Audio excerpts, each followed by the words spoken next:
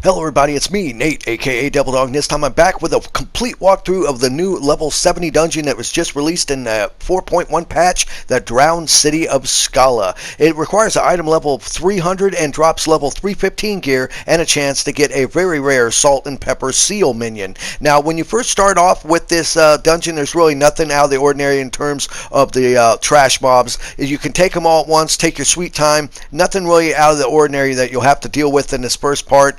So after you beat these guys, you'll get straight to the first boss of this new dungeon. The first boss is a seahorse named Kelpie. Don't let the name fool you. He's actually kind of a pain in the butt. Now, when he first starts off, he'll do several moves, one of them being a move called Hydro Push, where he'll lay down an AoE, a water AoE, somewhere on the floor, and once he fully charges, it will knock you away from that AoE. So please pay attention where he places it, and make sure to position yourself in a way to where when you get knocked back, it doesn't knock you out of the arena. Because if you get knocked out of the arena, you will get a damaged debuff stack added to you, and these can pile up pretty fast and kill you pretty quickly.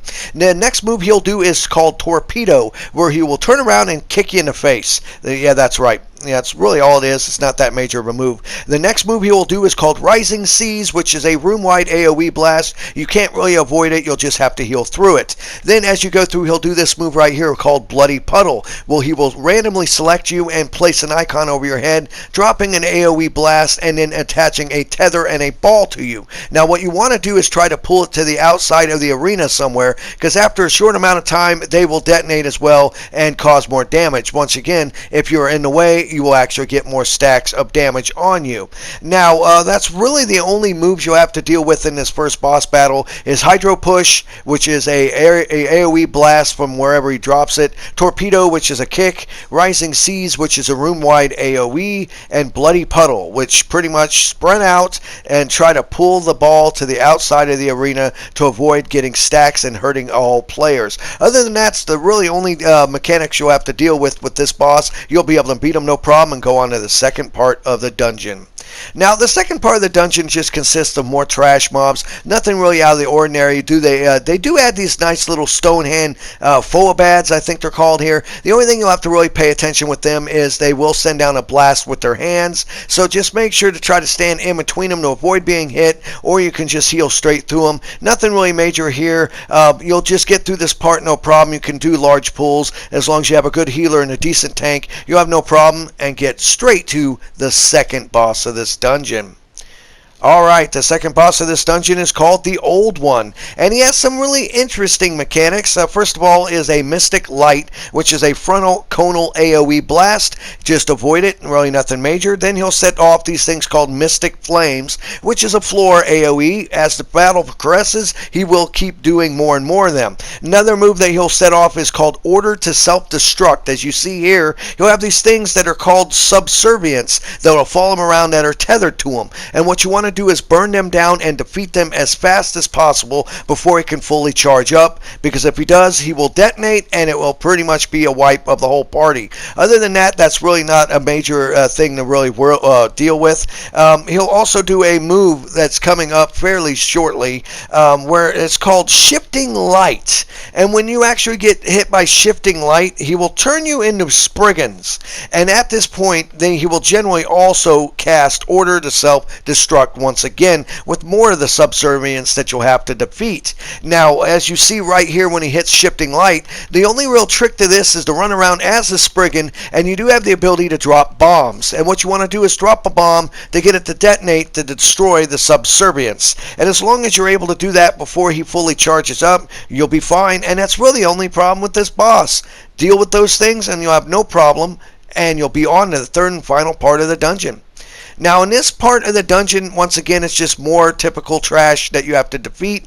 But it does have these little guys that will appear once in a while here. I forget what they're called, but it's really nothing major. You'll beat them fairly easily.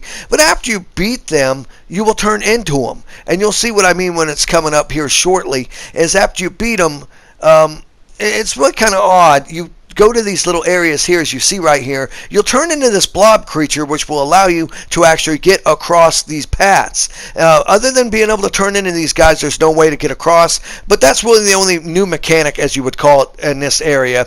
But other than that, that's it. You'll be through these enemies and on to your third and final boss of the dungeon.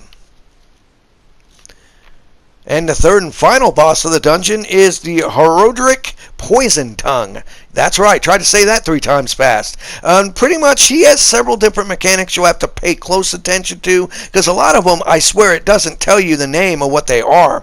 First up is a tail drive. You'll see him say "arg," and when he does that, don't be behind him, because it'll be like a tail whip move that will cause a stack of damage debuff to you, and also a good amount of damage. He'll also do a move called the spin, which is a room-wide AoE blast. When he does that, you just want to get as far away from him as possible, because you can't really avoid it, but you can try to get as far distance away from him as possible. As you see right here, this is the move, the spin. When it hits, it does, pretty good amount of damage. Just make sure to heal through it and get back to the fight. Now, he'll also do another move that'll be coming up shortly, called Eye of the Fire, which is pretty much the similar idea behind a Petrify move, as you see right here. And what you want to do is turn and look away from them to avoid being confused. As you see there, I screwed up, but it's not really that hard to pay attention to. And then he'll pick somebody with this weird purple diamond icon over their head and lay down like a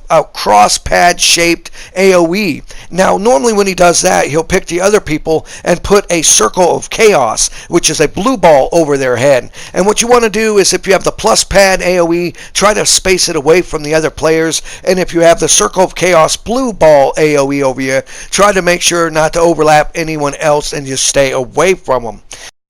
Another move he'll do is called Words of Woe. If he actually kind of looks at you and starts charging up, that means he's about to do a frontal blast attack, and you want to make sure to get out of in front of him. And that's really pretty much the only mechanics you'll have to deal with this boss battle. You'll have his tail drive, where just make sure not to be behind him when he whips it, or you'll take damage and get a debuff stack. The spin, which is a room-wide AoE blast, just get as far away from him as possible to avoid taking massive damage. Eye of the Fire, which makes sure just look away to avoid confusion. If you get the purple diamond icon above your head, that means that you'll have a plus pad icon thing that you'll have to try to place away from the other players. And if he pretty much puts the blue ball, which is the circle of chaos above you, just make sure to stay away from the other players. As long as you do that, you should have no problem in beating this guy and getting to the final part of this dungeon, and hopefully, if you're lucky enough, get that super rare minion. This was Nate, aka Double Dog, and I want to say thank you for everyone who subscribes to my channel. I want to say thank you for everyone who watches this video. Please leave a comment below if this has helped you in any way or not. If you have any recommendations of any new games, movies, or anything you want me to review in the future. And remember, I always end my videos by saying, have fun, play hard, and of course, the devil is in the details. Peace out.